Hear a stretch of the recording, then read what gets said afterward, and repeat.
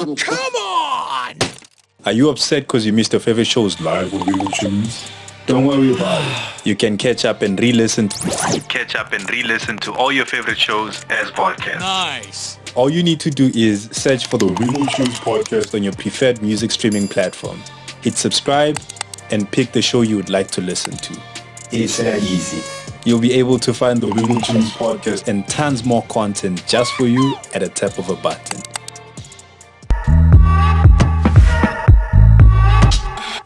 Daddy used to take me walking down the street. Beyonce Knowles coming through with Find Your Way Back. She says if you lose direction, if you lose focus, if you lose it, just make sure you find your way back home. Ladies and gentlemen, great music is what we aim to please you with right here. And a very warm welcome to Wiggle 2's your number one live virtual radio station right here in Mzansi. And today you are hanging out and chilling with your girl, Mary Galane. Today it is a special day because we're going to be doing the Crazy 8 Wildcard Contestant Challenge on task number 2. So today I'm going to be doing a 10 minutes podcast focusing on a trending topic in South Africa. So the topic that I'm going to be focusing on today is about the one and only, the Zulu King Goodwill Zwelithini dies at the age of 72. May his soul rest in perfect peace. And I'll be honored to take you through his life. I'm not going to be talking about everything that happened, but I'm just going to touch here and there. Don't you go anywhere. We'll be right back after this.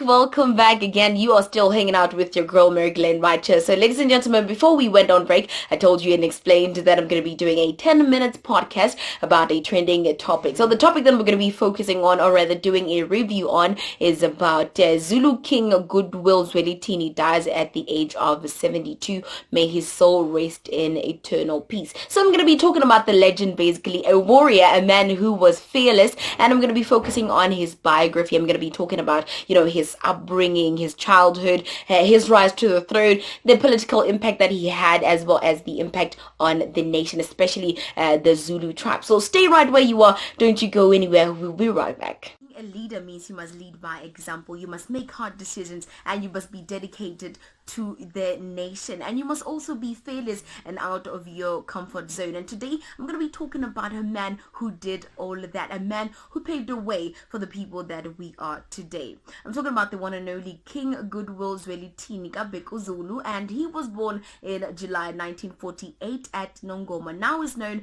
as KwaZulu-Natal. He is the eldest son of King Cyprian Zulu Solomon and his second wife, Queen Tomo.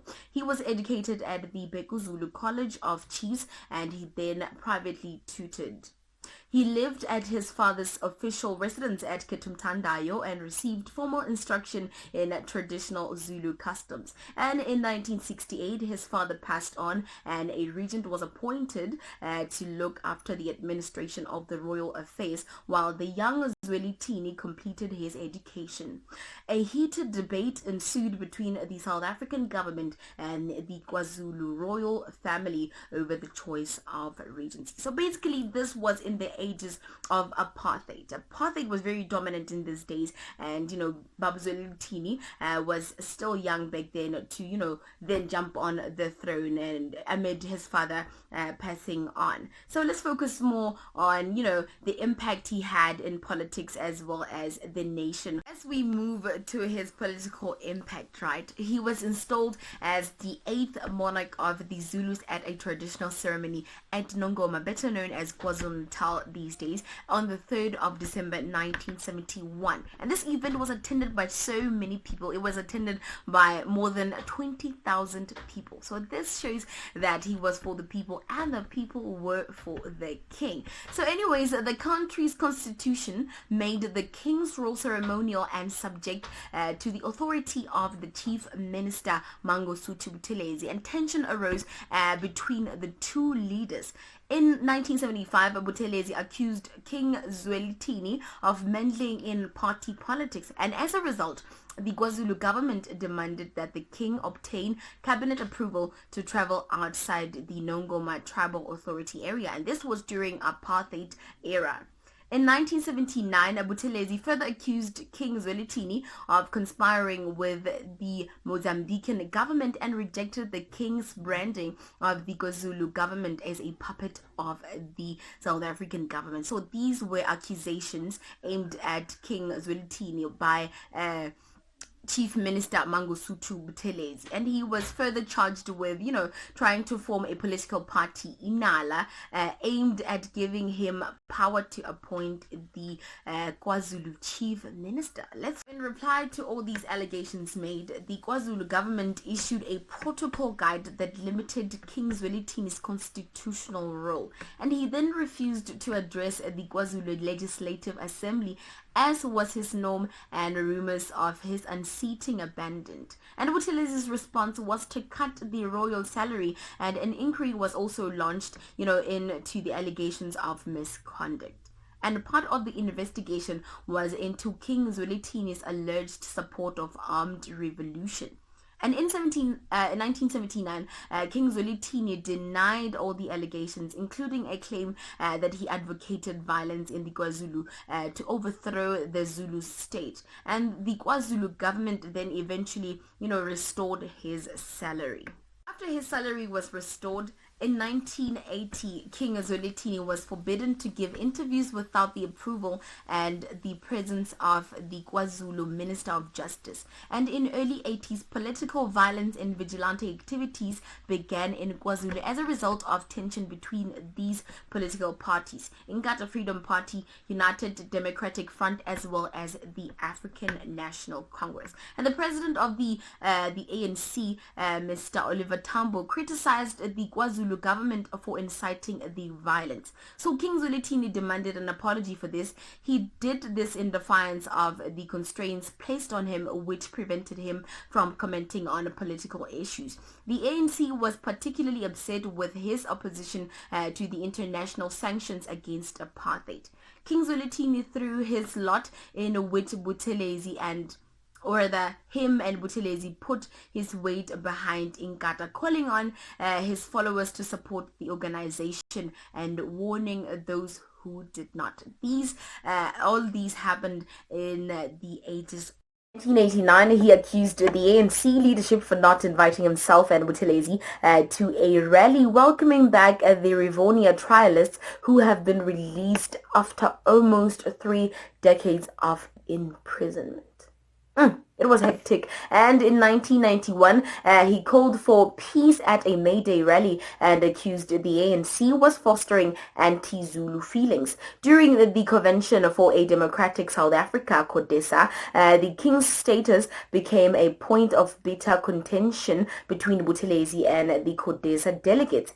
In and about face, Buthelezi refused to attend CODESA 2 in May 1992 in protest of the lack of clarity on the future of the king's position. So in July 1992, Nelson Mandela assured King Zwelithini that his status was assured under a new government.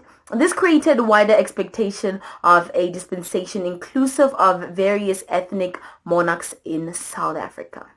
That's all we've had for you about King Goodwill Zwelithini. Now we're going to focus on his death. He passed on at the age of 72, and this happened on the 12th of March 2021. So the United States mission to South Africa expresses its deepest condolences at the news of the passing of His Majesty King Goodwill Zwelithini. During his over 50 year of reign, King Zwelithini was a strong steward and a custodian of Zulu traditions and customs.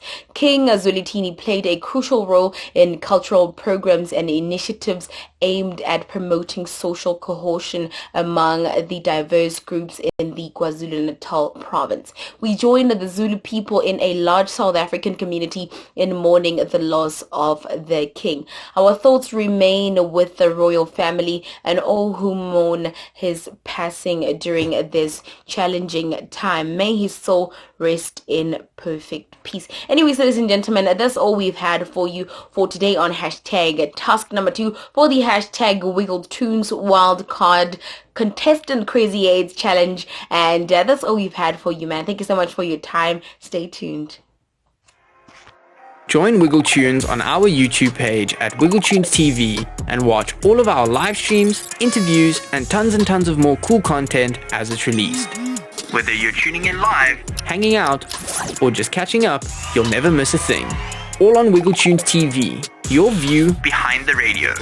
Wiggle Tunes, digital transformation pioneers.